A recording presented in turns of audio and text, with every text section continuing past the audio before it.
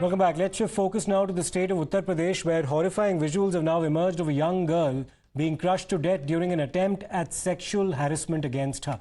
Days later, the law caught up with the three individuals accused in the molestation and murder of a class 12 student. In fact, the three accused were being taken for a medical test on Sunday when Shahbaz and Faisal allegedly tried to, in fact, snatch the cops' rifles and flee. It's then that the police claims that they had to shoot at them on their leg. Now, Yogi Adityanath, the Chief Minister of Uttar Pradesh, has said that anybody who dares to harass women in his state will have a speedy date with Yamraj, the god of death.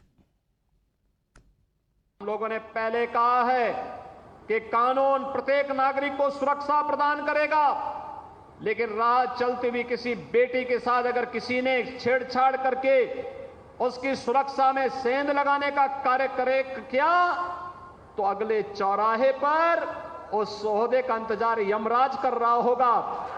उसको फिर यमराज के यहां भेजते से कोई रोक नहीं पाएगा। Now, it all began when a class 12 student in Uttar Pradesh's Ambedkar Nagar was chased by men on a motorcycle. Arbaz, Shahbaz and Faisal pulled at her dupatta, because of which she lost her balance and then fell off her cycle. A bike passing by then crushed her skull even as she fell. Now, as locals are furious at this particular crime, the police and the government are promising the strictest possible action. Ambedkar Nagar में छात्रा से छेड़खानी करने वाले मंचलों ने दुस्साहस की पराकाष्ठा को पार कर दिया।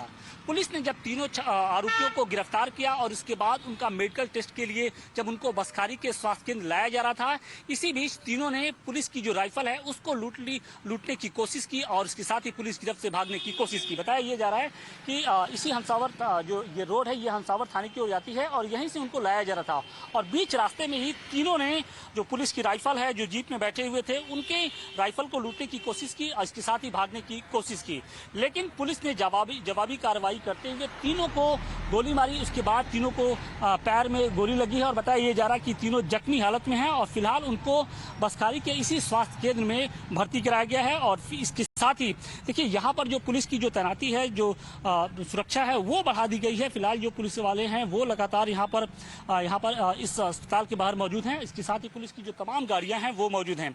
इन सब के बीच में जो लोगों का गुस्सा है वो लगातार बढ़ता जा रहा है। स्थानीय लोगों का कहना है कि पीड़िता के पिता ने बाकायदे कंप्लेन भी की थी, बावजूद इसके कोई कार्रवाई नहीं हुई, जिसके कारण जो उनकी बेटी है यानी जो छात्रा है उसे अपनी जान देकर जो एक तरीके से जान देनी पड़ी और अब जो लोगों का गुस्सा है वो और धीरे धीरे बढ़ता जा रहा है।